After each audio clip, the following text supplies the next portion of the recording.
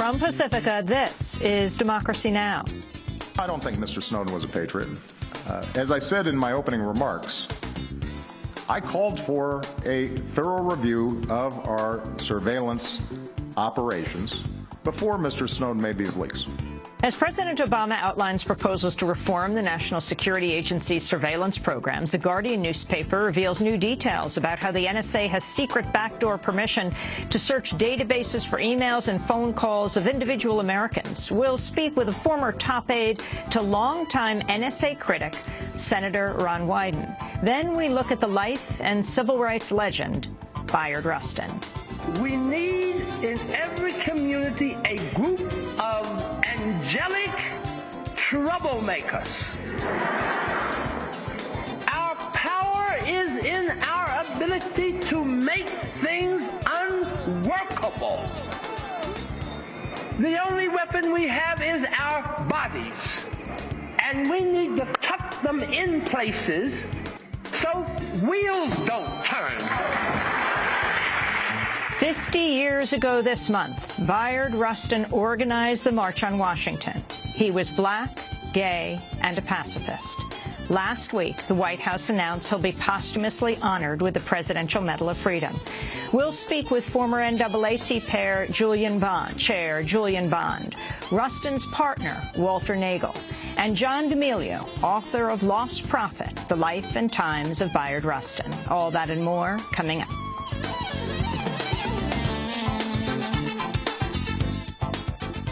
Welcome to Democracy Now!, democracynow.org, The War and Peace Report. I'm Amy Goodman. A U.S. drone strike killed 2 people in Yemen Saturday. According to the Associated Press, the United States has now carried out 9 drone strikes there in 2 weeks, killing 38 people.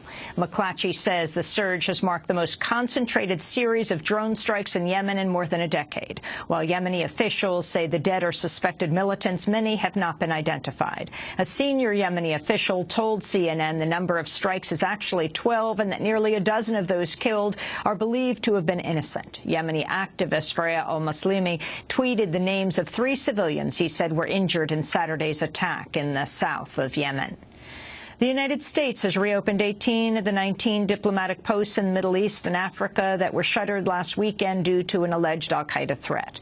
The U.S. Embassy in Yemen will remain closed, as will the U.S. consulate in Lahore, Pakistan, which was closed late last week due to an unrelated threat.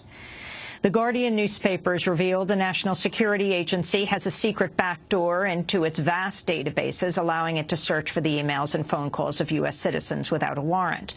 According to documents leaked by Edward Snowden, a previously undisclosed rule change allows NSA operatives to hunt for individual Americans' communications using their names or other identifying information.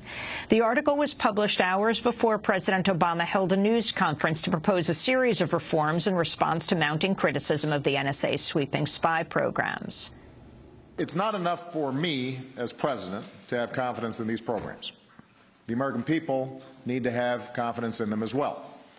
And that's why over the last few weeks I've consulted members of Congress who come at this issue from many different perspectives. I've asked the Privacy and Civil Liberties Oversight Board to review where our counterterrorism efforts and our values come into tension. And I directed my national security team to be more transparent and to pursue reforms of our laws and practices. The National Security Agency recently said it's eliminating about 90% of its system administrators in order to limit the number of people with access to secret information. We'll have more on the NSA after headlines. Scores of people are dead, hundreds wounded, following a weekend of violence in Iraq. A series of bombings aimed mainly at Shiites killed more than 70 people across Iraq Saturday. The blast targeted markets, busy streets, parks, and residential areas as families were celebrating Eid al-Fitr, which marks the end of Ramadan. Some officials put the day's death toll as high as 91. According to a private U.S. monitoring group, an al-Qaeda affiliate has claimed responsibility for the bombings. On Sunday, at least 7 people died in more attacks. Last month was the deadliest to hit Iraq in more than 5 years. 3 U.S. soldiers died in Afghanistan Sunday. A U.S. official told Reuters the soldiers were killed by insurgents in Paktia province, which borders Pakistan. Attorney General Eric Holder is set to unveil a key new policy aimed at curbing lengthy sentences for drug violations and reducing the overcrowding of U.S. prisons. The policy shift will bar prosecutors from noting the specific quantity of drugs involved when drafting indictments for minor drug cases. By omitting the number at that stage, the policy may help low-level drug offenders avoid harsh mandatory minimums triggered by certain amounts. Holder will also announce policies aimed at turning more crimes over to state courts and expanding drug treatment programs as an alternative to prison. The actor Matt Damon has spoken out against President Obama's policies on drone strikes and NSA surveillance. Damon made the comments in an interview with BET when he was asked how Obama's doing in his second term. He broke up with me. There are a lot of things that I really question, you know, the legality of the drone strikes, and these NSA revelations are, you know, it's like they're, you know, Jimmy Carter came out and said, we don't live in a democracy. And that's a little, that's a little intense when an ex-president says that. So you know, he's got some explaining to do, particularly for a constitutional law professor. In Egypt, supporters of ousted President Mohamed Morsi have remained in 2 Cairo protest camps despite reports the interim government plans to break up the sit-ins today. There were reports authorities would descend just before dawn, but no such activity has been reported yet. The Israeli government's approved the construction of nearly 1,200 new settlement homes on occupied Palestinian land. Sunday's approval of the new homes in the West Bank and East Jerusalem came 3 days before peace talks between Israel and the Palestinian Authority are due to resume in Jerusalem. The last talks in 2010 broke down over the issue of settlements. Meanwhile, Saturday, Israeli troops fatally shot an unarmed Palestinian along the border with Gaza. An Israeli army spokesperson said the man had attempted to cross the border fence carrying an unknown object. No weapons were found. Bahrain has barred leading human rights activist Mariam Al-Khawaja from entering the country amidst a government crackdown ahead of pro-democracy protests planned for this week. On Friday, British Airways blocked Al-Khawaja from boarding a flight home due to a request from the Bahraini government. Al-Khawaja is acting president of the Bahrain Center for Human Rights, which released a statement saying she wanted to visit Bahrain in order to help monitor the situation on the ground and to visit her father and sister. Activists Abdul Hadi and Zainab Al-Khawaja, who are both in prison. To see our recent interview with Mariam Al-Khawaja, you can go to democracynow.org. Police in Canada have arrested 2 people in connection with the case of Rehtaeh Parsons, a 17-year-old who committed suicide after a photo of her alleged rape was posted online. Parsons was taken off life support in April. Police originally said there was not sufficient cause to charge anyone. They now have arrested 2 18-year-olds on child pornography charges. A 22-year-old Bangladeshi man has been sentenced to 30 years in prison for attempting to blow up the Federal Reserve Bank in New York City with a fake bomb as part of an elaborate FBI sting. Qazi Nafis pleaded guilty to terrorism charges in February. His case drew claims of government entrapment after the FBI supplied the inert explosives, the van used to carry them, the detonator, and even the storage facility where an agent helped Nafis assemble the fake bomb. The right-wing American Legislative Exchange Council has wrapped up its 40th annual conference in Chicago, Illinois. The meeting hosts corporate lobbyists who vote alongside state lawmakers on model legislation that's then introduced into state legislatures nationwide. According to the Center for Media and Democracy, 466 ALEC influence bills were introduced in 2013. The secretive group has come under increasing scrutiny, partly for its backing of Florida's Stand Your Ground law, which initially helped shield George Zimmerman from prosecution for killing Trayvon Martin and was later used in instructions to the jury that acquitted him. Thousands of protesters gathered during ALEC's 3-day meeting last week to protest the group's stance on workers' rights, education, the environment, and other issues. At least 6 people were arrested on Thursday. Florida Republican Governor Rick Scott's reviving his controversial bid to purge supposed non-citizens from the voter rolls. The purge began before last year's presidential election, but stalled amidst claims of discrimination against Latinos and reports of multiple eligible voters being targeted. The probe initially involved a list of 180,000 suspected non-citizens, which was eventually reduced to 200 and ultimately resulted in just one prosecution for fraud. The U.S. Supreme Court's decision in June striking down a key part of the Voting Rights Act has enabled several states to forge ahead with restrictions on voting.